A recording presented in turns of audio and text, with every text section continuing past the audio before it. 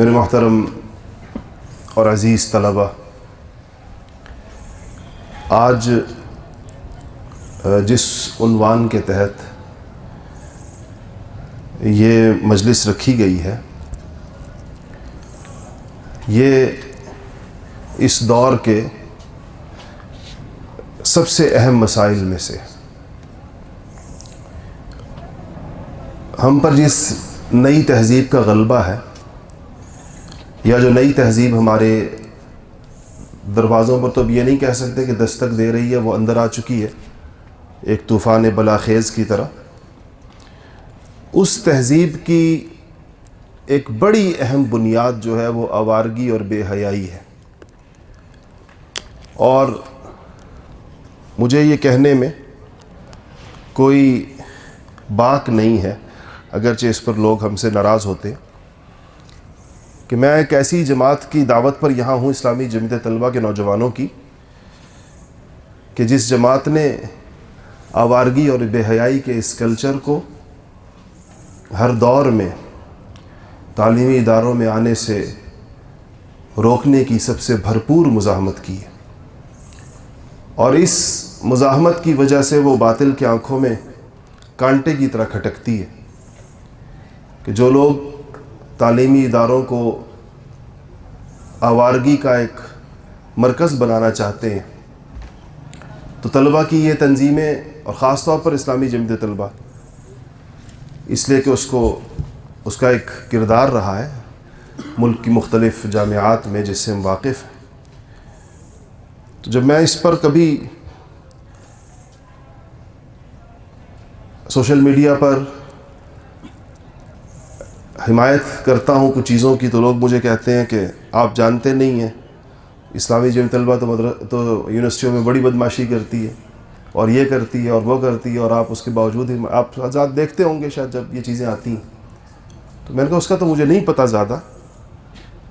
اور اگر ایسا کوئی کرتا ہے تو غلط بات ہے، ظاہر ہم غلط باتوں کی حمایت تو نہیں کرتے، لیکن میں اس بات کو جانتا ہوں کہ جو لوگ تعلیمی اداروں کے نوجوانوں کو آوارگی کے کلچر کو تعلیم کے نام پر یا کلچر کے نام پر، اور آپ ناراض نہ ہوں اگر یہاں وہ نوجوان بھی بیٹھے ہوں تو، کہ اس میں شاید سب سے زیادہ حصہ قوم پرست جماعتوں نے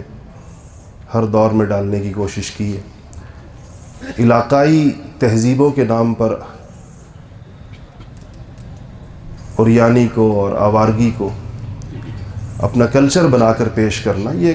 حربہ ہے باطل کا بڑا پرانا، اور صرف یہاں نہیں، دنیا کے بہت سارے ملکوں میں اس ذریعے سے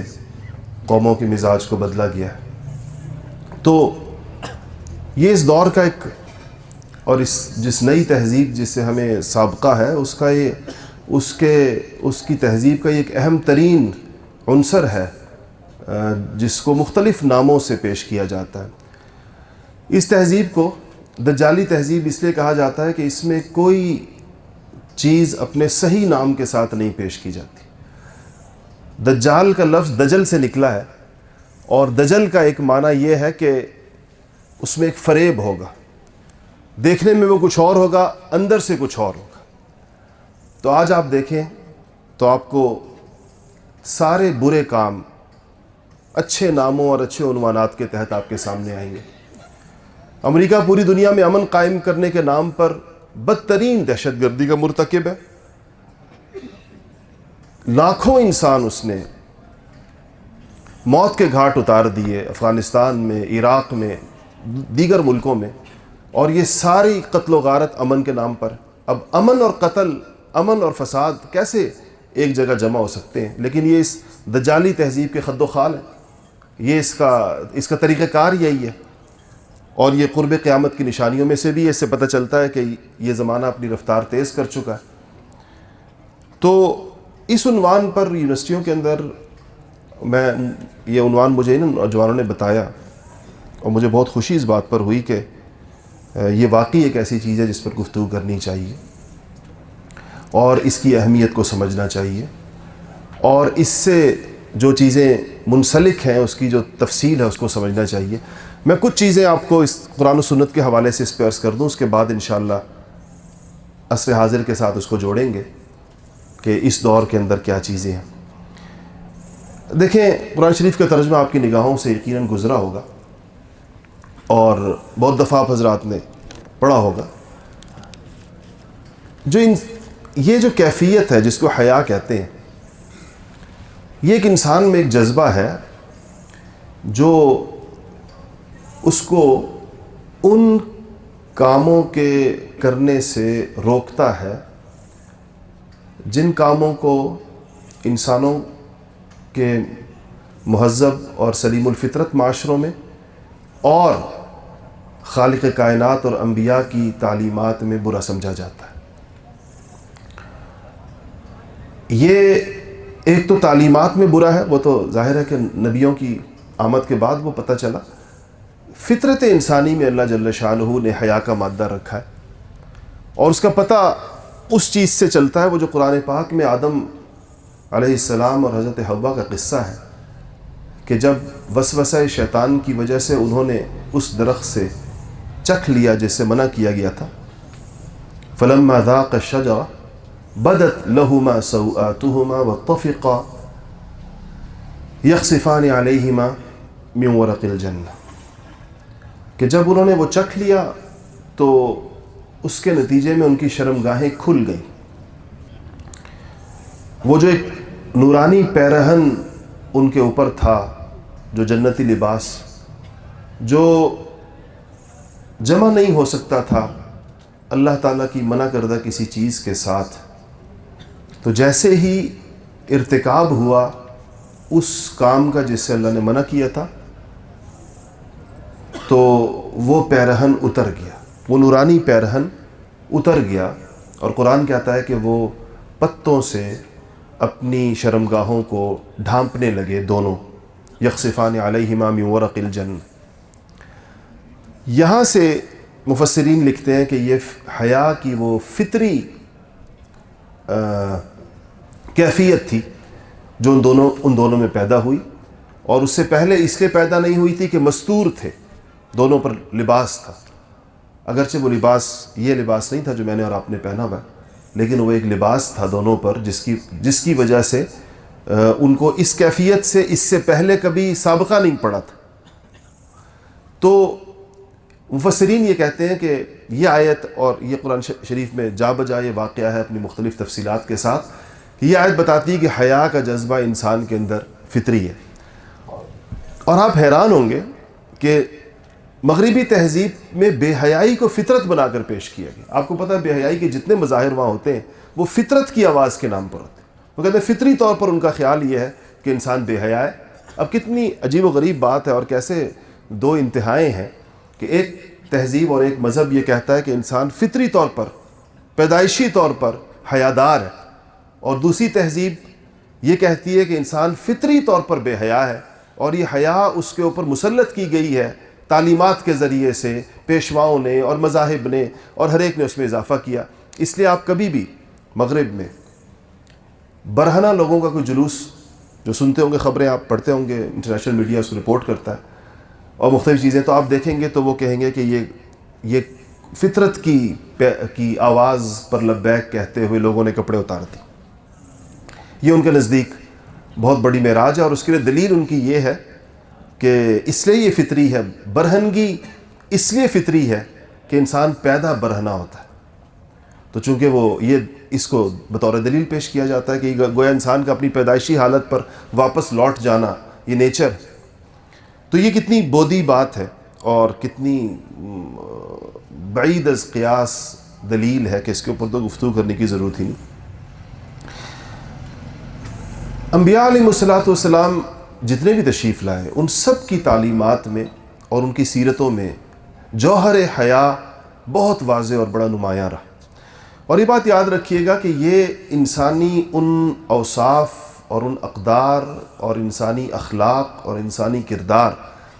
جس کے ساتھ تمام چیزیں جڑی ہوئی ہیں، حیا اس کا ایک بہت اہم ترین جز ہے، اور اس کے بغیر کسی کردار کی تشکیل نہیں ہو سکتی، اس کے بغیر کوئی اخلاق شکل نہیں پا سکتے اور وہ اپنے نتائج نہیں دکھا سکتے. اس لیے اس کے اوپر اتنا زیادہ اصرار ہے شریعت میں، اور جو احکامات اور تعلیمات ہیں کچھ احادیث میں آپ کے سامنے پیش کرتا ہوں. سیدنا موسیٰ علی نبینا و علیہ الصلاۃ والسلام کے بارے میں ہمارے آقا محمد مصطفیٰ صلی اللہ علیہ وسلم نے فرمایا کہ وہ اتنے حیا کی اتنی ان میں زیادتی تھی اور اتنا یہ جذبہ ان کے اندر موجود تھا کہ ان کے جسم کی جلد، یعنی سوائے وہ حصے جو انسان کے نمایاں ہاتھ پاؤں ہوتے ہیں، اس کے علاوہ کوئی حصہ ان کی جلد کا کبھی کسی نے نہیں دیکھا تھا۔ اور خود ہمارے آقا صلی اللہ علیہ وسلم کے بارے میں جو حضرت ابو سعید الخدری نے جن الفاظ میں آپ کی حیا کا ذکر کیا ہے، تو کہتے ہیں کہ کان النبی صلی اللہ علیہ وسلم اشد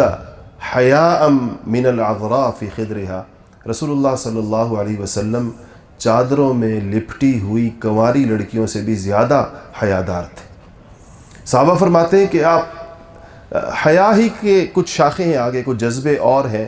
جو حیا سے نکلتے ہیں، جیسے ایک لفظ جو اصل لفظ تو مروءت ہے، لیکن اردو کے اندر ہم اس کو مروت کہتے ہیں۔ تو یہ جو جذبہ مروءت ہے یہ بھی حیا کی شاخ ہے۔ تو صحابہ کہتے ہیں کہ رسول اللہ صلی اللہ علیہ وسلم بعض چیزوں کو ناگوار محسوس فرماتے تھے، لیکن اپنی حیا کی شدت کی وجہ سے اس کا تذکرہ نہیں فرماتے تھے۔ ہم آپ کے چہرے کے تاثرات سے پہچانا کرتے تھے کہ یہ چیز آپ صلی اللہ علیہ وسلم کو ناگوار گزری ہے۔ یقیناً یہ وہ چیزیں ہوتی تھیں جو بڑے منکرات نہیں ہوتے تھے، ورنہ آپ تو آئے اس لیے تھے کہ منکرات سے آگاہ کریں، آپ بتاتے تھے جس چیز کو شرعاً جو بالکل منکر ہوتا تھا اس کا تو آپ ذکر کرتے تھے، لیکن بعض چیزیں کیسی تھی؟ مثلا حضرت زینب بنت جحش کے نکاح کے موقع پر حضرات صحابہ ولیمے کے لیے تشریف لائے، اور رات کا کھانا تھا اور ولیمہ تھا، اور ولیمہ ہوا اور اٹھنے والے چلے کہ کچھ لوگ بیٹھ گئے اور ان کی مجلس طویل ہو گئی۔ آپ صلی اللہ علیہ وسلم اپنے اسی جذبہ حیا یا مروت کی وجہ سے ان سے یہ نہیں کہہ سکتے تھے کہ رات دیر ہو گئی، تو آپ نے کچھ نہیں فرمایا، اور وہ چند افراد بہت دیر بیٹھے رہے، آپ تھوڑی دیر کے لیے باہر بھی چلے گئے، پھر واپس بھی آ گئے، اور آپ کے ذہن میں رہے کہ جو معاشرت تھی اس زمانے کی عرب کی وہ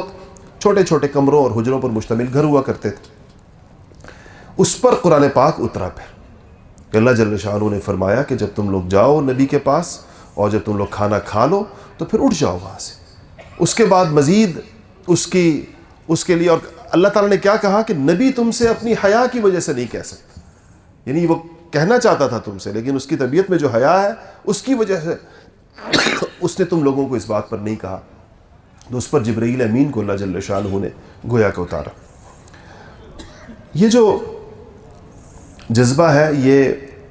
آپ صلی اللہ علیہ وسلم کی طبیعت میں تو جو تھا بہت تھا، اور پورے ابواب ہیں اس پر احادیث کی کتابوں میں۔ آپ کے زیر تربیت جو حضرات صحابہ تھے، آپ کو اس میں سے اس وصف حیا کا بڑا پاس رہتا تھا۔ سارے ہی صحابہ حیادار تھے، مگر جس طرح ہر صحابی کسی مخصوص وصف کے ساتھ مشہور ہوا ہے اور وہ وصف اس کا عنوان بنا ہے، تو حیا سیدنا عثمان غنی رضی اللہ تعالی عنہ کی سیرت کا عنوان بنی ہے۔ ورنہ یہ تو ایسے جیسے کہ تمام ہی صحابہ صدیق تھے، اور لیکن ابو بکر صدیق کو صدیق کہا جاتا ہے۔ تمام صحابہ حق اور باطل کے درمیان فرق کرنے والے تھے، لیکن عمر فاروق کی سیرت کو فاروق کا عنوان دیا جاتا ہے۔ تمام صحابہ بہادر تھے اور بڑے دلیر اور شجاع تھے، لیکن علی مرتضیٰ کو شیر خدا کہا جاتا ہے۔ تو حضرت عثمان غنی رضی اللہ تعالی عنہ کا جو یہ وصف جو بہت بڑھا ہوا تھا، اور اتنا تھا کہ آپ بہت یہ اس کی بات ہے، اگر جاہلیت کے معاشرے کی صحیح تصویر آپ کے سامنے ہو تو یہ بہت بڑی بات ہے جو عثمان غنی رضی اللہ تعالیٰ عنہ فرماتے تھے کہ میں نے کبھی جاہلیت کے زمانے میں بھی اپنا جسم کسی اور انسان کے سامنے نہیں کھولا۔ جاہلیت اسلام بھی نہیں لائے تھے۔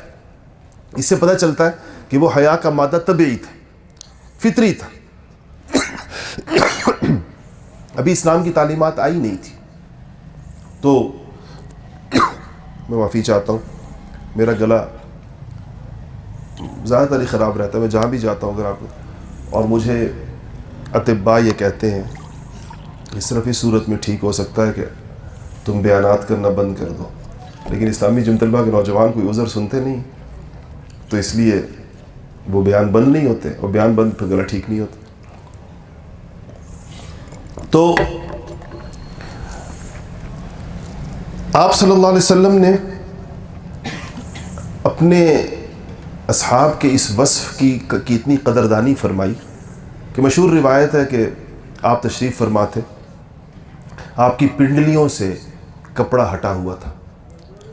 پنڈلی تو سطر میں نہیں آتی، گھٹنے سے وہ سطر شروع ہوتا ہے. تو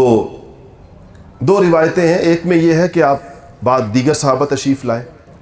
ابوبکر صدیق تشریف لائے، آپ اسی ہیئت میں رہے، عمر فاروق تشریف لائے اسی ہیئت میں رہے، اور عثمان غنی جب تشریف لائے تو آپ نے اپنا کپڑا درست کیا. آپ سے پوچھا گیا کہ آپ نے پہلے یا رسول اللہ کپڑا ٹھیک نہیں کیا، تو دو جگہ مختلف جوابات ہیں، ہو سکتا ہے دو الگ الگ واقعات ہوں. ایک جگہ یہ فرمایا کہ اگر میں اسی بے تکلفانہ ہیئت میں رہتا تو عثمان اپنی فطرت میں شدت حیا کی وجہ سے جو بات کہنے کے لیے آئے تھے وہ کہہ نہ پاتے، ان کی رعایت سے میں نے ٹھیک کر لیا. دوسری جگہ یہ آتا ہے کہ آپ نے فرمایا کہ میں اس شخص سے حیا کیوں نہ کروں جسے فرشتے حیا کرتے. تو یہ ان کے اس وصف کی قدردانی تھی اور اس کی تعریف تھی. آپ نے اس کو چند اوصاف ایسے تھے جو جب آپ کے پاس لوگ آتے تھے اسلام قبول کرنے کے لیے، خاص طور پر اگر وہ سردار اپنے قبیلوں کے سردار ہوتے تھے، تو آپ انہیں ان کے چند اوصاف پر حوصلہ افزائی فرمایا کرتے تھے. اس میں سے ایک وصف جو آپ نے ہمیشہ پسند کیا وہ وقار اور بردباری تھا، اور یہ بھی حیا کی شاخ ہے. ایک حیادار شخص میں ہی وقار پیدا ہوتا ہے، بردباری پیدا ہوتی ہے، حلم پیدا ہوتا ہے، اور اسی کے اندر مروت پیدا ہوتی ہے. یہ ساری چیزیں حیا کی شاخیں ہیں. یہ ہو نہیں سکتا کہ ایک شخص میں حیا نہ ہو اور یہ باقی چیزیں اس کے اندر آ جائیں. تو آپ نے چند اوصاف جن کو پسند فرمایا، تو ایک سردار کسی قبیلے کے آئے، مسلمان نہیں ہوئے تھے، تو آپ نے فرمایا کہ تمہارے دو اوصاف اللہ کو پسند ہیں ابھی اسلام لانے سے پہلے. تو اس میں اس کی بردباری کی تعریف فرمائی، سخاوت کی تعریف فرمائی، اور بعض لوگوں کی حیا کی تعریف فرمائی کہ یہ تین اوصاف ایسے تھے کہ جو اگر کافر میں بھی ہوں تو اللہ جل شانہ کو پسند ہے. یہ الگ بات ہے کہ اللہ تعالیٰ کسی کے کفر پر راضی نہیں ہے، لیکن یہ اتنے قابل قدر چیزیں ہیں کہ کوئی سخی ہو، کوئی حلیم اور بردبار ہو، اور کوئی حیادار ہو. یہ اس قدر پسندیدہ ترین اوصاف سمجھے گئے.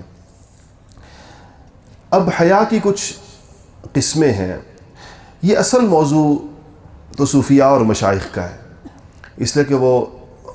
اس پر جو انسانی ایمانی صفات ہیں ساری، صداقت ہے، امانت ہے، صبر ہے، شکر ہے، حیا ہے، توکل ہے، سخاوت ہے، ان پر اس کو وہ موضوع بنا کر محنت کرتے ہیں اور اس کی باقاعدہ تربیت کرتے ہیں، جس کو تزکیہ کہا جاتا ہے. تزکیہ کا مقصد ہی یہی ہوتا ہے کہ یہ چیزیں انسان کے اندر پیدا ہوں یا اوصاف پیدا ہوں. ان میں سے ایک چیز حیا بھی ہے.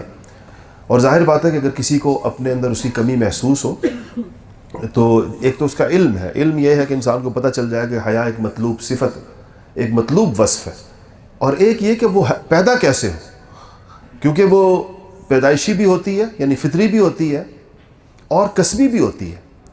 بعض لوگ فطری طور پر انتہائی حیادار ہوتے ہیں. یہ بعض دیگر صفات کے بارے میں بھی ہوتے ہیں کہ وہ پیدائشی، اور ان کو وہبی کہیں، فطری کہیں، قدرتی کہیں، پیدائشی کہیں، بعض لوگوں میں ہوتی ہے. یعنی ایک تو وہ ہے جو سب میں ہے، جو سارے انسان جس میں شریک ہیں. لیکن جس طرح اوصاف گھٹے بڑھے ہوئے ہوتے ہیں، کوئی چیز کسی میں زیادہ ہے، کوئی کسی میں زیادہ ہے. آپ نے دیکھا ہوگا ایک ہی گھر میں 3-4 بہن بھائی ہوں گے اور ان میں مختلف چیزوں میں فرق ہے. مثلا کسی میں بہادری زیادہ ہے، کسی میں سخاوت زیادہ ہے. ایک جو ہے وہ اپنی چیزیں ہر ایک کو کھلا دے گا، پلا دے گا. بچپن میں چھوٹی عمروں میں بھی اس کا فرق نظر آتا ہے. تو ایک تو وہ ہے جو سب کے اندر بنیادی طور پر موجود ہوتی ہے. پھر اس میں گھٹنا بڑھنا ہوتا ہے ہر ایک اپنے مزاج کے مطابق. تو کچھ لوگوں میں تو یہ فطری اور وہبی ہوتی، جیسے عثمان غنی رضی اللہ تعالیٰ عنہ میں تھی، اور یقیناً باقی لوگوں سے، معاشرے کے عام لوگوں سے بہت بڑی بھی تھی. اور دوسری قسم جو ہوتی ہے تو وہبی ہے. یہ زیادہ بھی ہو، اگر انسان ایک خاص عمر میں پہنچ کر اس کی حفاظت نہ کرے، اس جوہر کی، تو یہ چلا جاتا ہے. اور بے حیائی ایک ایسی چیز ہے مزاج کے اندر کہ جو وقت کے ساتھ ساتھ بڑھتی ہے. اور اگر اس کی حفاظت نہ کی جائے اور اس کی فکر نہ کی جائے اور ان کاموں سے نہ بچا جائے جن کاموں سے انسان کی حیا گھٹتی اور اس کے اندر بے حیائی بڑھتی ہے. تو کسبی کا مطلب یہ ہوتا ہے کہ وہ وصف جس کو محنت کر کے پیدا کیا جاتا ہے. تو اس کو پیدا بھی کیا جا سکتا ہے اگر کوئی کسی وقت میں انسان سے یعنی یہ جوہر اس سے کھو گیا ہے، یہ کمزور پڑ گیا ہے، تو جب اس کی فکر پیدا ہو جائے تو اس کو واپس لایا جا سکتا ہے، اپنی طبیعت میں پیدا کیا جا سکتا ہے.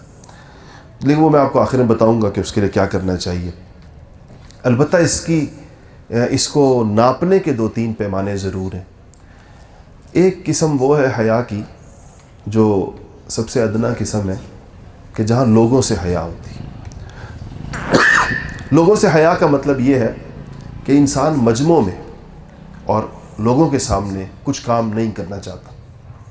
اگرچہ تنہائی میں شاید وہ کر لے، تنہائی میں اس کی تنہائی اس کو نہ روک سکے، لیکن لوگوں کی موجودگی کا احساس اس کو روک لیتا ہے. یہ بھی ایک درجہ ہے. آپ کو پتہ ہے کہ اس درجے سے گزرے ہوئے لوگ بھی ہوتے ہیں جن کا یہ درجہ بھی نہیں ہوتا. اور جب مغرب میں خاص طور پر بے حیائی کو ایک کمال اور ایک فن اور ایک خود اعتمادی کا مظہر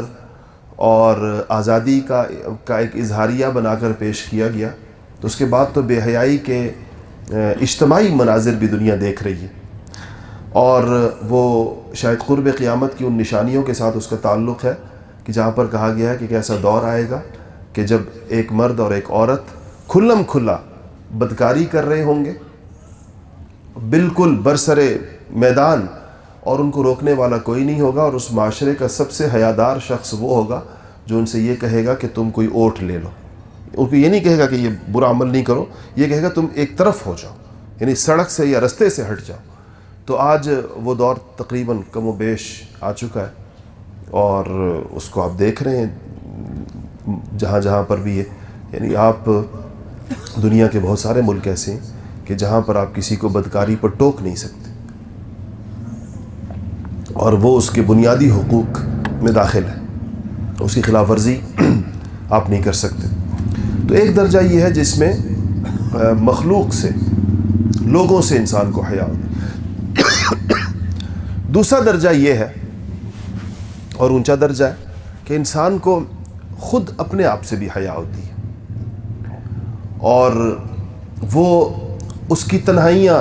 پاکیزہ ہو جاتی ہیں. اور تنہائی میں بھی وہ بہت سے ایسے کام ہیں جو تنہائی میں کر سکتا تھا لیکن وہ نہیں کرتا، اور اس کی جو رکاوٹ بنتی ہے وہ حیا بنتی ہے. اور چاہے حیا کی اس قسم کو آپ تقویٰ کہیں یا جو بھی کہیں،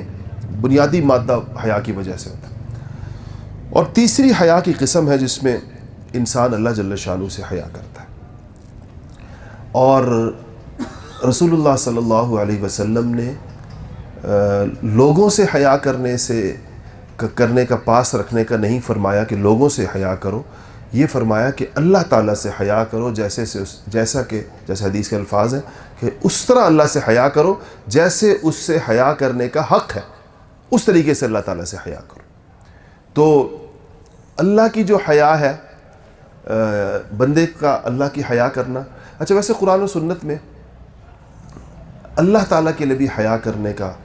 لفظ آیا ہے. مثلا حدیث میں آتا ہے کہ اللہ جل شانہ جو انسان اسلام میں بوڑھا ہو جائے اور اس کی داڑھی سفید ہو جائے تو اللہ جل شانہ اس کے سفید بالوں سے حیا کرتے.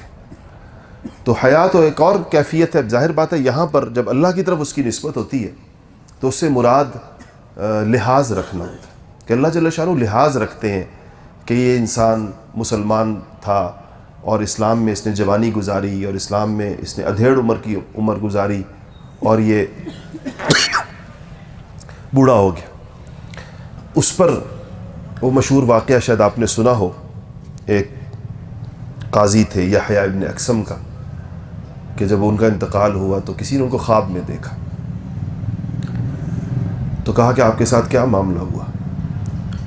تو انہوں نے کہا کہ مجھے بارگاہ الہی میں پیش کیا گیا تو مجھے اللہ تعالیٰ نے کہا کہ وہ گناہگار بوڑھے تو نے فلاں کام کیا، تو نے فلاں کام کیا، تو نے فلاں کام کیا، تو میرے گناہ مجھے گنوائے گئے. تو میں نے کہا کہ یا اللہ مجھے آپ کی یہ بات تو نہیں پہنچی، کیا آپ ایسے کریں گے؟ تو مجھ سے پوچھا گیا کہ تمہیں میری کیا بات پہنچی ہے؟ تو کہا کہ مجھ سے عبد الرزاق نے کہا، اور ان سے معمر نے کہا، اور ان سے زہری نے کہا، اور ان سے فلاں نے کہا، اور ان سے عائشہ صدیقہ نے کہا، اور ان سے نبی کریم نے کہا کہ اللہ جل شانہ فرماتے ہیں کہ جو شخص اسلام میں بوڑھا ہو جائے تو میں اس کی سفید داڑھی سے حیا کرتا ہوں. تو یا اللہ میں تو بوڑھا ہوں. تو کہتے ہیں مجھے جواب یہ دیا گیا، اور جس طرح میں نے سند پوری بیان کی تھی تو سند کے ہر کڑی کا نام لے کر کے اس نے بھی سچ کہا، اور اس نے بھی سچ کہا، اور اس نے بھی سچ کہا، جاؤ ہم نے تجھے بخش دیا. خواب ہے، ظاہر بات ہے، کوئی وہ نہیں ہے، کوئی شرعی دلیل نہیں ہے، کسی کا خواب ہے، کسی نے دیکھا، حدیث یہ ہے موجود ہے. تو رسول اللہ صلی اللہ علیہ وسلم جس مجمع کی تربیت فرما رہے تھے، اور اس میں ایک ایک وصف کی نگرانی فرما رہے تھے کہ یہ لوگ اوصاف اور کمالات کا مجموعہ بن کر پوری انسانیت کے لیے رہنما بنے اور رہبر بنے، تو اس میں ظاہر ہے وصف حیا کی طرف بھی توجہ تھی. اور حضرات صحابہ آپ سے چیزیں پوچھتے تھے. صحابی آپ کے پاس تشریف لائے اور آپ سے پوچھا کہ یا رسول اللہ ہم اپنے سطر کا کون سا حصہ کھول سکتے ہیں اور کون سا نہیں کھول سکتے؟ تو آپ نے فرمایا کہ ان کا مطلب یہ تھا کہ کس کے سامنے کھول سکتے ہیں اور کس کے سامنے نہیں. تو آپ نے فرمایا کہ اپنی بیویوں اور باندیوں کے علاوہ تم کسی کے سامنے اپنا سطر نہیں کھول سکتے. انہوں نے کہا رسول اللہ اگر ہمیں، اچھا یہ عرب کا معاشرہ ہے، پہلے ایک خاص قسم کی آزادیاں تھیں کہ یا رسول اللہ ہم نہائیں تو کیسے؟ تو آپ نے فرمایا کہ کسی ایسی جگہ سے نہاؤ، پر جاؤ کہ نہاؤ کہ جہاں لوگوں کی نگاہیں تمہارے سطر پر نہ پڑیں. تو انہوں نے کہا کہ یا رسول اللہ اگر ہم بالکل تنہا نہا رہے ہیں تب کیا بالکل برہنہ ہو جانے کی گنجائش ہے؟ آپ نے فرمایا کہ پہلی بات تو یہ تھی نا لوگوں سے حیا کرو. تو آپ نے فرمایا کہ اللہ سب سے زیادہ مستحق ہے کہ اس سے حیا کی جائے. یعنی جو تم تنہا نہاتے ہو تب بھی اللہ جل شانہ تمہیں دیکھ رہے ہوتے. اور الا انہم یسنون صدورہم لیستخفوا من کی ایک تفسیر بعض مفسرین نے یہ کی ہے کہ حضرات صحابہ جو دوہرے ہوتے تھے، کپڑے بدلتے ہوئے اپنے سینے جھکا لیا کرتے تھے، تو بعض حضرات نے کہا کہ یہ شدت حیا اس خیال سے کہ اللہ جل شانہ دیکھ رہا ہے. تو ان کو بھی آپ نے فرمایا کہ ان صاحب کو کہ اللہ تعالیٰ زیادہ اس بات کا احق ہے، زیادہ حقدار ہے، اور اس بات کا حق رکھتا ہے کہ اس سے حیا کی جائے. مطلب کہ تم تنہائی میں بھی برہنہ مت ہو نہاتے ہوئے. اس لیے آپ کو پتہ ہے کہ یہ اسلامی تعلیمات کا حصہ ہے کہ انسان اپنا سطر ڈھانپ کر نہائے گا اور بالکل برہنہ ہو کر نہیں نہائے گا. ان چیزوں کا خیال رکھنے سے انسان کی طبیعت میں یہ وصف پیدا ہوتا ہے، اور یہ اس کو سینکڑوں ہزاروں برائیوں سے روکنے کا باعث بنتا ہے. بے شمار برائیاں ایسی ہیں کہ جس سے وہ حضرت فضل ابن عباس رضی اللہ تعالیٰ حضور اکرم صلی اللہ علیہ وسلم کے چچزاد بھائی ہیں، عباس کے بیٹے عبداللہ ابن عباس کے بھائی ہیں رضی اللہ عنہ. اونٹ پر حج کے موقع پر آپ کے ساتھ سوار، ایک ہی اونٹ پر، کوہان کے آگے پیچھے دو بندے جیسے بیٹھتے ہیں. کوئی خواتین گزری سامنے سے، آپ صلی اللہ علیہ وسلم نے دیکھا تو فضل کا چہرہ ان کی جانب تھا، خواتین کی طرف. آپ نے ہاتھ سے ان کا منہ دوسری طرف موڑا کہ اس طرف مت دیکھو. تو اس طریقے سے آپ نے اپنے لوگوں کی اس معاملے میں تربیت فرما رہے ہوتے. ایک عبداللہ ابن عمر فرماتے ہیں کہ ایک انصاری صحابی ایک دوسرے انصاری کو، اپنے بھائی کو، یعنی اس کو یہ کہہ رہے تھے کہ تم بہت زیادہ شرمیلے ہو اور تم بہت زیادہ حیا کرتے ہو، اور اس طرح ان کو نصیحت کر رہے تھے کہ اتنی زیادہ تمہارے اندر یہ چیز زیادہ ہے، اسے کچھ کم کرو. تو آپ صلی اللہ علیہ وسلم وہاں سے گزرے اور ان دونوں کے درمیان ہونے والی گفتگو سن لیا. تو حدیث میں آتا ہے کہ آپ نے کہا کہ دع ان الحیا من الایمان، چھوڑ دو اس کو یہ تلقین مت کرو کہ اپنی حیا کے پیمانے کو کم کرے. حیا ایمان میں سے ہے، اگر حیا اس کے اندر ہے تو یہ ایمان کی شاخ ہے، جس طرح پہلے کہا کہ اس کی شاخیں ہیں اور یہ اس کا حصہ ہے۔ اور ایک اور روایت جو بڑی ہی اس معاملے میں سمجھتا ہوں کہ سخت بھی ہے، ایک وعید کے درجے کی بھی ہے، جس میں باقاعدہ رسول اللہ صلی اللہ علیہ وسلم فرمایا کہ ان الحیاء والایمان قرناء جمیعا، کہ حیا اور ایمان یہ جڑواں چیزیں ہیں، آپس میں جڑی ہوئی ہیں آپس کے اندر۔ فَإِذَا رُفِعَ أَحَدُهُمَا رُفِعَ الْآخَرُ، ایک جب ان میں سے جاتا ہے تو دوسرا بھی جاتا ہے۔ اگر حیا گئی تو ایمان بھی جائے گا، یہ دونوں آپس میں جڑی ہوئی چیزیں ہیں کلاس۔ اس سے آپ اندازہ لگائیے کہ کتنا سخت معاملہ ہے۔ اور آج آپ لوگوں کے لیے، ہم سب جس نسل سے تعلق رکھتے ہیں، جس سنجیدہ اور سیریس ترین چیلنج اس حوالے سے ہمیں درپیش ہوا ہے، شاید پچھلی نسلوں کو پیش نہیں ہے۔ بے حیائی کے اسباب جس طرح اس دور میں عام ہوئے، دیکھتے ہی دیکھتے، مجھے اس کی تفصیل بیان کرنے کی ضرورت نہیں ہے، اور اس کا اشارہ آپ سمجھ رہے ہیں میرا، کہ پہلے جن کاموں کے لیے بہت اہتمام کرنا پڑتا تھا اور کبھی کبھار اس کے مواقع میسر ہو سکتے تھے، وہ چیزیں آج سب کی جیبوں میں آ گئیں اور ہاتھوں کی دسترس میں آ گئیں، اور اس کے لیے کوئی رکاوٹ نہیں رہی، کوئی پریشانی مشکل نہیں رہی۔ اس دور میں اب نوجوان اپنے اندر اس وصف کی حفاظت کیسے کریں گے اور کیا اس کی صورت ہوگی، یہ واقعی بہت اہم ترین مسئلہ بھی ہے، اور یقیناً ایک بہت بڑی ہمت بھی ہے ان لوگوں کی جو اس معاشرے میں رہتے ہوئے اپنے اس وصف کو، اپنے اس جوہر کی حفاظت کرنے میں کامیاب ہوں گے۔ اس کے لیے کیا جائے، دو تین باتیں اس پہ عرض کرتا ہوں، باقی چونکہ آپ دیکھ رہے ہیں میری طبیعت ٹھیک نہیں ہے تو بہت لمبی بات میرے لیے آج ممکن بھی نہیں ہوگی۔ تو اس میں ایک بات یاد رکھیے گا کہ یہ جذبہ اور یہ داعیہ جب یہ ہماری ضرورت ہے، تو سب سے پہلے ہمیں اس پہ غور کرنا چاہیے کہ ہم اس میں کہاں کھڑے، یعنی ہر فرد اپنے بارے میں۔ بل الانسان علی نفسہ بصیرہ، انسان اپنے بارے میں صحیح جانتا ہے، دوسرا تو اس کے بارے میں حسن ظن کرتا ہے، حکم بھی یہی ہے دوسرے کے بارے میں حسن ظن کرو۔ اور اللہ تعالیٰ کی ایک شان ستاری ہے کہ اللہ کی ذات پردہ پوش ذات ہے، کہ وہ سب پر پردے ڈالتی ہے، اور اگر اللہ جل شانہ یہ پردے اٹھا دیں تو شاید ہم اپنے مردے دفنانے بھی چھوڑ دیں، اور ہر شخص اگر دوسرے شخص کے سامنے کھول دیا جائے، اس کی ساری زندگی کھول دی جائے اور اس کی پوشیدہ باتیں کھول دی جائیں، تو آپ سوچیں کہ کوئی کسی کو منہ دکھانے کے قابل اس دنیا میں نہیں رہے گا۔ یہ اللہ تعالیٰ کا ایک نظام ہے کہ اس سے لوگوں پر پردے ڈالے ہوئے۔ اسی لیے دعاؤں کے اندر اس بات کو مانگا جاتا ہے کہ یا اللہ ہمیں یہ پردے ہم پر دنیا میں بھی ڈال اور آخرت کے اندر بھی ڈال، کیونکہ آخرت کے دن کے بارے میں کہا گیا ہے کہ یوم تبل السرائر، جس دن پوشیدہ باتیں کھولی جائیں گی۔ سرائر سر، چھپی ہوئی چیز کو کہتے ہیں، کہ ہر انسان یہ کچھ چھپے ہوئے احوال ہے، لیکن ایک دن ایسا آئے گا جس دن تبلا، کھول دیا جائے گا اور ساری مخلوق کے سامنے لے آیا جائے گا، ساری مخلوق کے سامنے اس کو اس لیے یہ جو ہم کہتے ہیں خزی الدنیا والآخرہ، کہ دنیا کی رسوائی سے اور آخرت کی رسوائی سے اللہ جل شانہ بچائے۔ علماء نے لکھا ہے کہ اگر دنیا میں کوئی شخص رسوا ہو جائے، ویسے تو پناہ مانگنی چاہیے بہت زیادہ، لیکن اگر کوئی دنیا میں کسی کا پردہ اٹھ جائے تو یہ اخف ہے، خفیف ہے اس بات سے کہ آخرت کے دنیا میں تو نہ اٹھے اور معاف بھی نہ کیا جائے، اور آخرت کی رسوائی اس کے مقدر کے اندر ہو، کیونکہ آخرت کی چیزیں دنیا کے مقابلے بہت سخت ہیں۔ تو دنیا میں بعض انسانوں کی تنبیہ ہو جاتی ہے، ان کے ساتھ اگر ان کی بے پردگی ہو جائے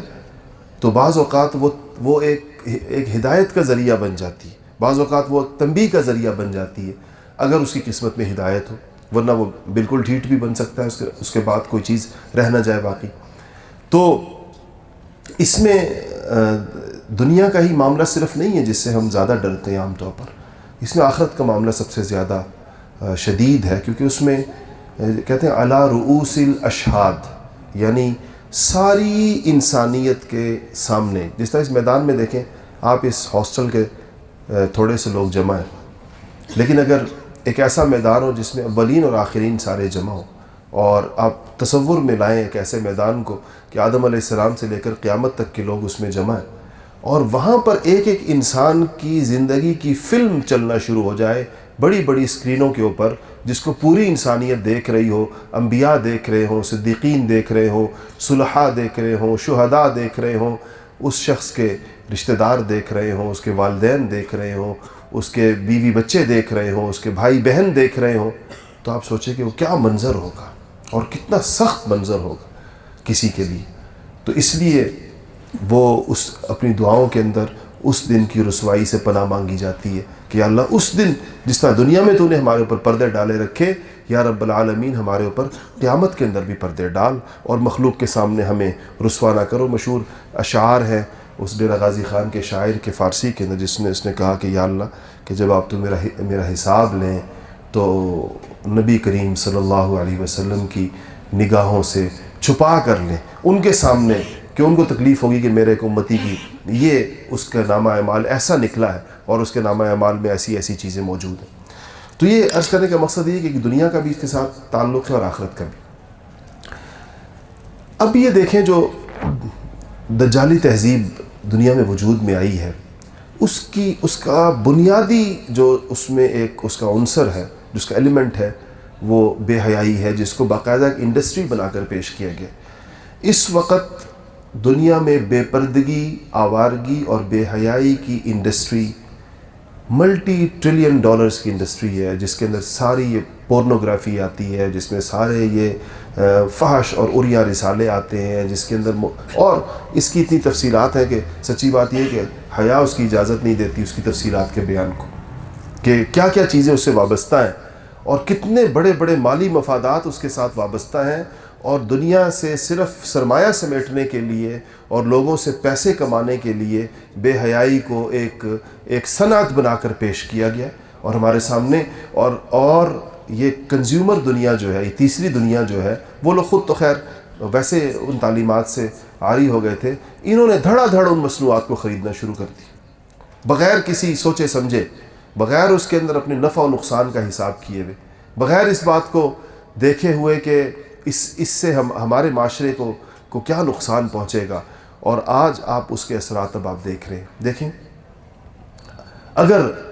جوہر حیا معاشرے سے رخصت ہوا تو یاد رکھیے گا کہ خاندانی نظام اس کے ساتھ جائے گا. جزاکم اللہ. یہ آپ نے صحیح چیز لے آئے ہیں, اس کے بغیر گزارا نہیں تھا, گرم کوئی چیز ہے. تو خاندانی نظام رخصت ہوگا. مغرب کا خاندانی نظام جو کسی معاشرے کی بالکل بنیاد ہے اور اس کی دینداری کی لازمی ضرورت ہے, کوئی معاشرہ خاندانی نظام کے بغیر دیندار ہو ہی نہیں سکتا. وہ پہلے وصف حیا گیا,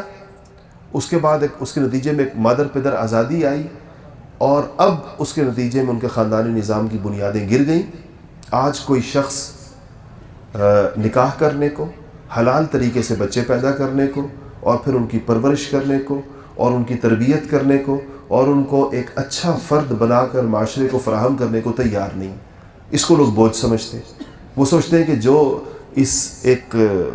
گھریلو زندگی گزارنے کے لیے جو انسان کی جنسی یا شہوانی خواہش ہے وہ تو ویسے بھی پوری ہو سکتی ہے, تو اتنا لمبا چوڑا کھڑاک پالنے کی کیا ضرورت ہے کہ انسان جو ہے ایک تو ایک عورت تک محدود ہو, یا 2 یا 3 یا 4, اسلام نے تو 4 تک کی اجازت دی, تو انسان محدود ہو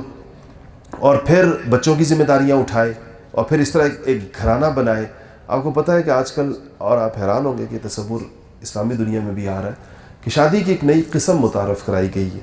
کہ جس میں میاں بیوی نکاح کے وقت یا شادی کے وقت, جو کانٹریکٹ ہوتا ہے ان کا اس کے ٹائم, اس بات کو طے کرتے ہیں ایک میوچل انڈرسٹینڈنگ کے ذریعے کہ یہ دونوں آپس میں ایک دوسرے تک محدود نہیں رہیں گے, محدود رہنے کے پابند نہیں ہوں گے. یعنی شوہر اس بات کا پابند نہیں ہوگا کہ اس کے جنسی تعلقات صرف اپنی بیوی سے ہوں گے, اور بیوی اس بات کی پابند نہیں ہوگی کہ اس کے جنسی تعلقات صرف اس کے شوہر کے ساتھ ہوں گے. دونوں اس معاہدے کے تحت ایک عقد کر رہے ہیں جس کو کہہ رہے ہیں کہ یہ ایک آزاد قسم کی شادی, اس کو بھی شادی کہا جا رہا ہے. تو یعنی آپ جب حدیث شریف کے الفاظ ہیں کہ اذا فاتک الحیا فافعل ما شئت، کہ جب تم نے حیا کھو دی تو پھر اب جو مرضی کرو. یعنی اس کے مطلب یہ کہ اس کے بعد پھر راہیں ایسی کھل جاتی ہیں کہ اس کی کوئی حد نہیں ہے. اور واقعی میں عرض کر رہا ہوں کہ اس کی بطور عبرت بیان کرنی چاہیے، ورنہ اس جو معاشرہ جہاں تک پہنچتا ہے واقعی اس کی کوئی حد نہیں ہے. تو یہ بات ہمارے ذہن میں رہنی چاہیے کہ آج ہماری لبرل دنیا کتنی ناراض ہوتی ہے اس بات کے اوپر کہ اسلامی جم طلبہ کلچرل شو نہیں چھوڑ رہی، ناچ گانے کے پروگراموں کو روک رہی ہے، اور یہ سمجھتے ہیں، اور اس کو آپ جو تان و تشنیع آپ اس موقع کے اوپر سنتے ہیں تو وہ یہ ٹھیکیدار ہیں اور اسلام کے چوکیدار ہیں اور ٹھیکیدار ہیں اور فلانے ہیں اور ڈھمکانے ہیں، اور ان کو دیکھو تو کوئی کسی کی انفرادی کمی کسی کے ہاتھ میں آ جائے تو کہیں گے کہ جی یہ کمیاں کوتاہیاں ہیں. اور اس کے ساتھ حالانکہ میں سمجھتا ہوں کہ یہ ایک لوگ تو اس کو انتہائی اس دور میں برا سمجھا جاتا ہے، ورنہ پنجاب یونیورسٹی کے اندر جس حد تک اس ماحول کی حفاظت رہی ایک زمانے تک، آج کی صورتحال مجھے نہیں پتہ، لیکن یہ ہے کہ اس بات ہے کہ بے حیائی کے مناظر کھلم کھلا اس کی اجازت نہیں دی جائے گی. یہ اسلام کے بنیادی مطالبات میں سے ایک اسلامی، اس پہ کوئی کمپرومائز نہیں ہو سکتا. یہ کوئی ایسی چیز نہیں کہ آپ اس پر کہیں کہ ہم اس کو برداشت کرنا قوت. ایک تو وہ برداشت ہے جو بے بسی کا برداشت ہے کہ آپ کے بس میں نہیں ہے، اگر آپ کچھ کریں گے تو آپ کو اس کے نتیجے میں شدید ترین، تو وہاں تو رخصت کے اپنے احکامات ہیں. ایک یہ ہے منکر کے معاملے میں کہ منکر کے بارے میں من رآ منکم منکرا فلیغیرہ بیدی، اگر تمہیں طاقت ہے تو ہاتھ سے روک دو. پہلا درجہ تو منکر کا یہی ہے، اس سے کون انکار کرے؟ صحیح حدیث ہے، من رآ منکم منکرا فلیغیرہ بیدی، ہاتھ سے روکو کہ یہ منکر نہیں ہوگا. یہ منع ہے اللہ اور اس کے رسول کے نزدیک، بالکل اس میں کوئی اختلاف نہیں ہے. منکر یاد رکھیے گا اس برائی کو کہتے ہیں جس کے برا ہونے میں اہل اسلام میں کوئی اختلاف نہیں ہوتا. معروف اس نیکی کو کہتے ہیں جس کے نیکی ہونے کے اندر اہل اسلام سے مراد یہ نہیں کہ یہ جو اب یوں تو کہ پوری اسلام اپنے آپ کو مسلمان کہنے والی ایک لبرل دنیا بھی ہے، یعنی ان کے جو چنیدہ اہل علم ہیں، مجتہدین ہیں مختلف، وہ سب اس پر متفق ہوں، کلمۃ المسلمین متفق ہو اس کے اوپر، تو وہ برائی ہے. اس کے بارے میں حکم تو یہی ہے کہ اس کو آپ نہ ہونے دیں، اس کو روکیں. یہ ایمان کا تقاضا ہے، ایمان کی کا یہ مطالبہ ہے ہم سے. دوسرا درجہ زبان کا اور تیسرا درجہ دل کا ہے. اور کہتا ہے کہ اضعف الایمان، حضور نے فرمایا کمزور ترین درجہ ایمان کا ہے، دل میں سمجھو کہ یہ چیز بری ہے. تو یہ جو ہمارے ہاں کچھ چیزیں امپورٹ ہوئی ہیں، لائی گئی ہیں، پھیلائی گئی ہیں، اس میں دو عوامل پس پشت ہوتے ہیں. ایک تو مالی مفاد ہے، ایک بہت بڑی دنیا ہے، اس کے مالی مفادات ہیں. میں نے اس طرح کیا کہ کھربوں ڈالر کی انڈسٹری ہے، اور وہ اپنی چیزیں بیچنے کے لیے ایک خاص فضا ان کو چاہیے اس کے لیے. اور اگر آج آپ کے معاشرے میں ستر اور پردے کا رواج آ گیا، یعنی خواتین باہر نکلتے ہوئے کسی چادر یا کسی برقعے یا کسی چیز کا اہتمام ہوا، جیسا کہ بعض اسلامی ملکوں کے اندر رہا، ایران میں ہے، سعودی عرب میں ہے، ابھی تک تو ہے، آگے کا پتہ نہیں. تو صرف اس کے آ جانے سے بیسیوں قسم کی انڈسٹریز ہیں جو بند ہو جائیں گی، جو چلی اس بنیاد پر رہی ہیں کہ جب تک خاتون اپنی پوری نمائش نہیں کرائے گی اور تو اس وقت تک وہ بیسیوں قسم کی چیزیں ہیں جو بازار میں اس کی کھپت ختم ہو جائے گی یا انتہائی کم ہو جائے گی. تو ظاہر بات ہے کہ ان سب کا مفاد اس میں ہے کہ یہ چیز وہ معاشرے کے اندر پھیلائی جائے، اس کو چلایا جائے. تو ایک مفاد تو مالی مفاد ہے، اور ایک دوسرا مفاد ہے جو اس سے کہیں زیادہ خطرناک ہے مالی مفاد سے، اور وہ یہ کہ جو نیا عالمی مذہب ہم پر مسلط کیا گیا ہے، ایک عالمی تہذیب جو ہم پر مسلط کی گئی ہے، جو اب عیسائیت اور یہودیت اور ہندو مت اور بدھ مت کی تقسیمات سے بھی اوپر کے درجے کی چیز ہے، جس پر دنیا کی پوری طاقتور برادری کا اتفاق ہے اس کے اجزاء پر اور اس کے عناصر پر، جس کے نام انہوں نے اور رکھے ہیں. مثلا اس میں جمہوریت کو وہ اپنا سیاست کہتے ہیں، یا جس کے اندر آزادی اظہار ہے، یا جس کے فریڈم آف سپیچ جس کو یہ لوگ کہتے ہیں کہ وہ اس کے اندر ہونا، اور اس کے تحت اس کی پھر شاخیں اور چیزیں ہیں. اس کا ایک اہم عنصر آزادی کے نام کے اوپر بے حیائی ہے، جس کو وہ لوگ باقاعدہ ایک منظم طریقے کے ساتھ لاتے ہیں۔ ان کا یہ خیال ہے کہ جو جو اس میں بے حیائی میں شریک ہوتا جائے گا وہ اس بین الاقوامی تہذیب کا خود بخود رکن بنتا چلا جائے گا، جو ان کے نیو ورلڈ آرڈر کا ایک حصہ ہے، جو ان کی بین الاقوامی ایک نظام کا ایک حصہ ہے۔ اس لیے وہ ان چھوٹے ملکوں سے اس کی توقع رکھتے ہیں اور اس کے مواقع فراہم کرتے ہیں۔ اس کو کہتے ہیں کہ ہم ان کو اس گلوبل ولیج کا ایک مفید شہری بنا رہے ہیں، ان چیزوں کو ان کو فراہم کر کے۔ اس میں بہت ساری ایسی چیزیں جس میں بظاہر ہمارا فائدے بھی ہیں، لیکن وہ چیزیں ہمیں سستے داموں میسر آتی ہیں اور ہمیں آسانی کے ساتھ مہیا کی جاتی ہیں، تاکہ ہم جلدی سے اس عالمی برادری کے رکن بنیں۔ اگر ہم کہیں پر بھی علاقائی طور پر کسی علاقائی تہذیب یا کسی مذہب کے زیر اثر ہے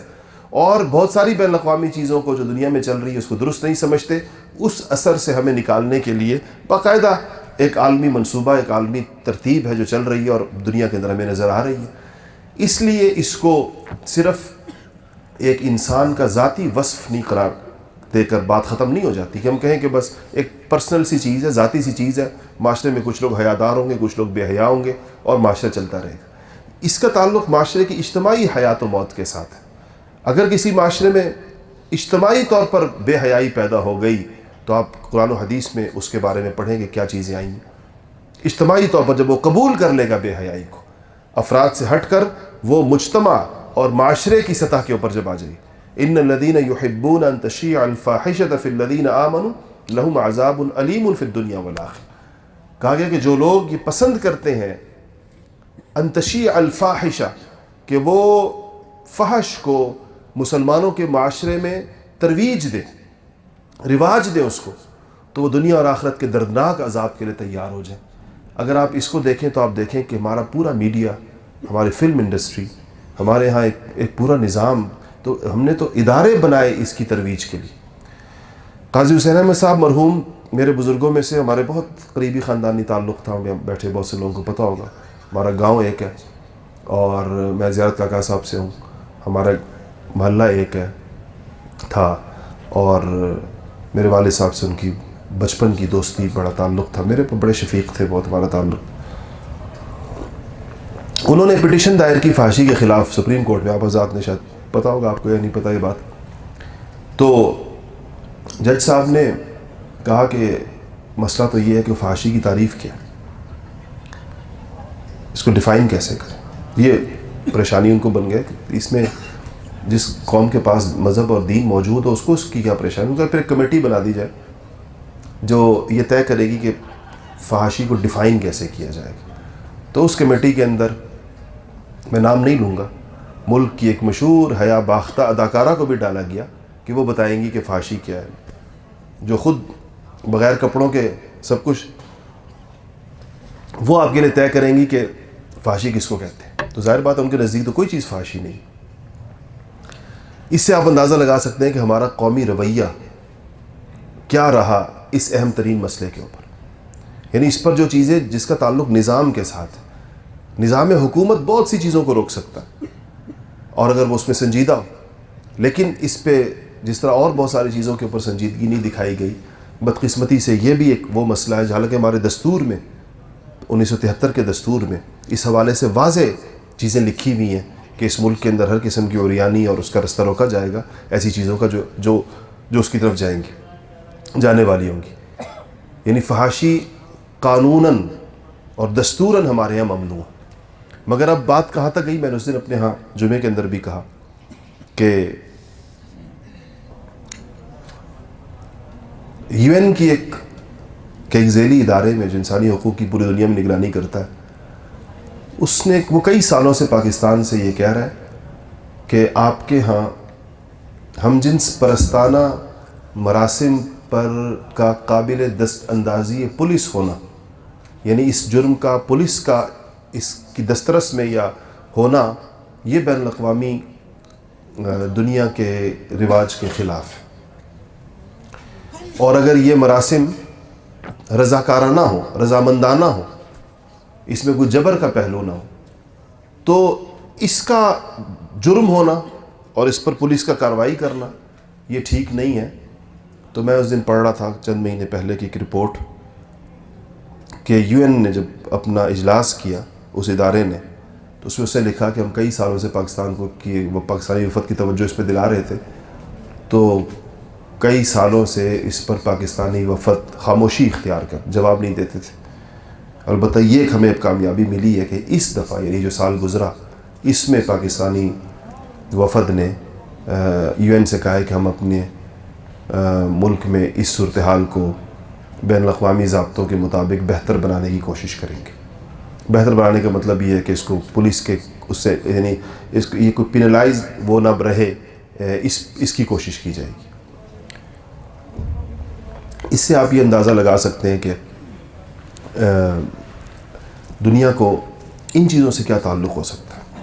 اس طرح ایک چیز جو آپ کے ہاں فیشن کے طور پر آنے والی ہے اور اس کے آثار شروع ہو گئے، اور وہ LGBT رائٹس کے نام سے تحریکیں ہیں جو چلیں گی، اور آپ کے یہ جو ایک خاص قسم کے اسکولوں سے اس کے آغاز ہو گیا، وہاں اس کی ڈیبیٹس ہو رہی ہیں، اس کی خبریں بھی آ رہی ہیں کہ اور یہ آپ گلی محلے میں پھر دیکھیں گے کہ کچھ عرصے کے بعد یہ مختلف NGOs کو اس کا ٹاسک دے دیا جائے گا اور وہ اس پر ڈیبیٹس بھی رکھنا شروع کر دیں گی، اور اس عنوان سے کہ مسئلہ ہے، سوچئے، بولیے، سامنے لائیں، ڈسکس کریں۔ آپ کو پتہ ہے چیز کو اس طرح شروع کیا جاتا ہے اور اس کے بعد پھر ان کے حقوق کا جھنڈا بلند کر دیا جائے گا، اور وہی ہوگا جو آخر کے اندر جو باقی دنیا کے اندر ہو رہا ہے۔ آپ کو پتہ ہی آپ کے پڑوس میں انڈیا میں پچھلے 3-4 مہینوں میں ان کی سپریم کورٹ نے اس حوالے سے فیصلہ دیا، اور یہ 70 سال لگے ان کو انڈیا کے اندر، ایک انڈیا جیسے ملک میں جہاں مسلمانوں کی اتنی اقلیت ہے، لیکن سپریم کورٹ سے یہ حکم لینے کے اندر 70-72 سال ان کو لگے، اور اگلا ہدف ظاہر بات ہے کہ پاکستان ہوگا۔ تو ہمیں اس عنوان کے تحت جو چیزیں آ رہی ہیں، آپ اسے اندازہ لگا سکتے ہیں کہ کتنی سنجیدہ ہے، اور یہ ہمارے جو فیبرک ہے معاشرے کا، جو تار و پود ہے ہمارے معاشرے کی، اگر یہ چیزیں جیسی ہیں باہر سے اسی کی آئیں، وہ سارا کا سارا بکھر جائے گا۔ اگر وہ بکھرا تو ہماری پوری دینی زندگی بکھر جائے گی۔ مغرب میں چونکہ کسی دینی زندگی کا، منظم دینی زندگی کا تصور نہیں ہے، ان کے نزدیک تو ایک فرد نے ایک خاص قسم کی بود و باش ہے جس میں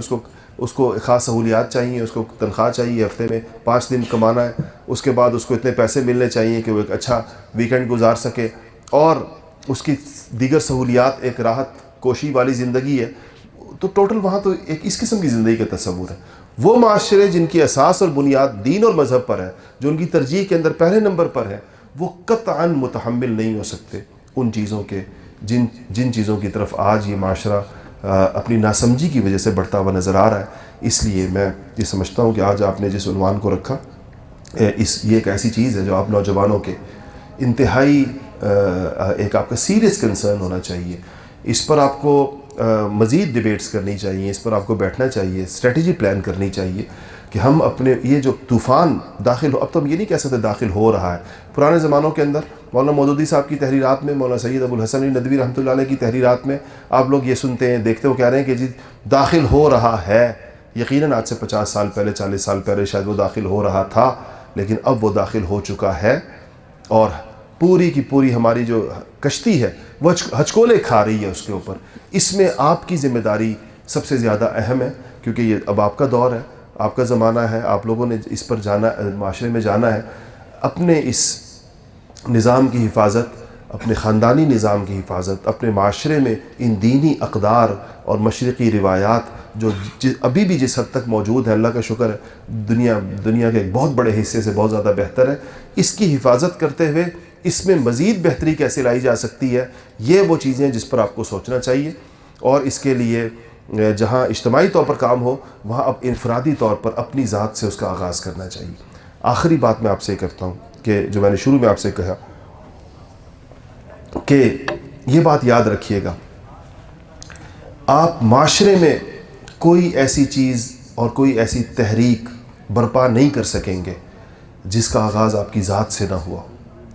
یہ اس دین کا مزاج یہ ہے، اسی لیے انبیاء علیہ الصلوۃ والسلام کی سیرتوں کو نمونہ بنا کر پیش کیا جاتا تھا، ورنہ اگر دیکھا جائے قرآن تو کسی کتاب، کسی پہاڑ کی چوٹی پر بھی رکھا جا سکتا تھا، کہ جائیں امت اور وہاں سے وصول کر لیں. یہ جو نبی بطور مثال لوگوں کے سامنے کھڑا کیا جاتا ہے، یہ ہر فرد کے لیے اس میں یہ پیغام ہے کہ جس چیز کو آپ معاشرے میں لانا چاہتے ہیں، جس چیز کا آپ ماحول بنانا چاہتے ہیں، جس چیز کا آپ پرچار کرنا چاہتے ہیں، جس کو اپنی رواں دواں زندگی کا حصہ بنانا چاہتے ہیں، آغاز آپ کو اپنی ذات سے کرنا ہوگا. تو آج کے اس اہم عنوان کے تحت ہم لوگ اپنی جگہ بیٹھے ہوئے آج کم سے کم یہ عہد اپنے آپ سے ضرور کر لیں کہ ہم اپنی ذات میں ایک حیادار شخص کی زندگی گزارنے کا عہد کرتے ہیں. انشاءاللہ عہد کرتے ہیں نا ہم سارے کہ ہم حیا کے تقاضوں کے مطابق اپنی زندگی گزارنے کا عہد کرتے ہیں، اور اس کا آغاز یا اس کا نقطہ آغاز جو قرآن نے کہا ہے قُل لِّلْمُؤْمِنِينَ يَغُضُّوا مِنْ أَبْصَارِهِمْ، نظروں کی حفاظت سے ہوتا ہے. پہلا چیز نظر کی حفاظت سے اس کا آغاز ہوتا ہے. ایک حیادار انسان کی نگاہیں اس کے دین کے قواعد اور ضوابط کے کنٹرول میں ہوتی ہیں، اس کی لگامیں اس کے ہاتھ میں ہوتی ہیں، وہ ان چیزوں پر اپنی نگاہ نہیں ڈالتا جن چیزوں سے اس کو منع کیا گیا. ایک حل تو اس کا طریقہ یہ ہے، آپ نے جو بیریئر لگانا ہے اپنی طبیعت کے سامنے، اپنی نفسانیت کے سامنے اور شہوانیت کے سامنے، وہ نظر کی حفاظت کا بیریئر ہے. سب سے پہلی چیز. اب نظر کی حفاظت کیسے کی جائے، یہ سوال پیدا ہوتا ہے. اس کا ملکہ یا اس کا جذبہ یا اس کا داعیہ یا موٹو کیسے پیدا کیا جائے، یہ صلحاء کی صحبت سے پیدا ہوتا ہے. آپ کو ضرور اس بات کا اہتمام کرنا چاہیے کہ نیک لوگ، صحبت صلحاء جس کو کہتے ہیں، آپ کسی نیک ماحول میں کچھ وقت گزاریں جس میں قدرتی طور پر ساری دروازے اور کھڑکیاں بند ہوں کچھ عرصے کے لیے. وہ 5 دن ہو، 10 دن ہو، 20 دن ہو، 30 دن ہو، آپ کے پاس جتنا وقت ہے، جہاں پر وہ مواقع نہ ہوں جو مواقع آپ کو بہکاتے ہیں. عام طور پر وہ مواقع قدرتی طور پر وہاں پر بلاکڈ ہو، بند ہو. تو آپ اگر کچھ دن وہاں گزاریں گے، کسی ایسی فضا میں ایک ایسا ماحول بنائیں. آپ کی تربیتی نشستیں جس طرح ہوتی ہیں اور اس میں اس کا اہتمام بھی یقیناً ہوتا ہوگا. ان تربیتی نشستوں میں اور جہاں تربیت گاہوں میں اس بات کا جو اہتمام ہو، اس میں آپ کو ان چند چیزوں سے باہر نکلنے کا موقع ملے گا جس کی انسان کو ایڈکشن بعض صورتوں میں ہو چکی ہوتی ہے. انسان ایڈکٹ ہوتا ہے بعض. مجھے نوجوانوں سے واسطہ رہتا ہے اور بہت زیادہ رہتا ہے، ان کے مسائل سے بہت زیادہ واقفیت، انفرادی مسائل سے مجھے اچھی طرح معلوم ہے کہ نوجوانوں کو مسائل کیا درپیش ہوتے ہیں، اور جب وہ اس سے نکلنا چاہتے ہیں تو ان کے سامنے مشکلات کیا ہوتی. میرے فیس بک پیج پر روزانہ مجھے 1,500 نوجوان اپنے مسائل ان باکس کرتے ہیں، 1,000 سے 1,500 کے درمیان، اور اپنی چیزوں کے اوپر مشورہ کرتے ہیں، پوچھتے ہیں ان چیزوں کو کہ اس میں ہم کیا کر سکتے ہیں. اس سے میں اس تجربے کی روشنی میں آپ سے عرض کر رہا ہوں کہ کچھ چیزیں انسان کی زندگی میں جو حیا کے منافی ہوتی ہیں، ایڈکشن کی طرح آ چکی ہوتی ہیں، وہ اس کا عادی ہو چکا ہوتا ہے. اس سے نکلنے کے لیے آپ کو ایک ایسی فضا چاہیے جہاں پر یہ چیزیں ساری بلاکڈ ہوں. کچھ وقت کے لیے آپ اس میں رہیں گے، اس سے آپ کے اندر ایک قوت پیدا ہو جائے گی، وہ قوت جو آپ کو آپ کے جذبات دبانا سکھائے گی، سیلف کنٹرول آپ میں پیدا کرے گی. جس چیز کو آپ برا سمجھتے ہیں آپ پھسلیں گے نہیں اس کی جانب، بلکہ وہ قوت آپ کے اندر پیدا ہو جائے گی کہ جس قوت کے ذریعے آپ اپنی لگامیں مضبوطی کے ساتھ تھام لیں گے. جس چیز کی طرف آپ نہیں جانا چاہتے آپ اپنے آپ کو وہاں سے کھینچ کر روک لیں گے. اللہ جل شانہ ہم سب کو اس پر عمل کرنے کی توفیق نصیب فرمائے، اور جو ایک اسلامی تعلیمات جس قسم کے ایک مثالی فرد بننے کا ہم سے تقاضا کرتی ہے، اللہ جل شانہ ہم سب کو ان سانچوں اور ان ضابطوں پر پورا اترنے کی توفیق نصیب فرمائے. وآخر دعوانا الحمدللہ رب العالمین.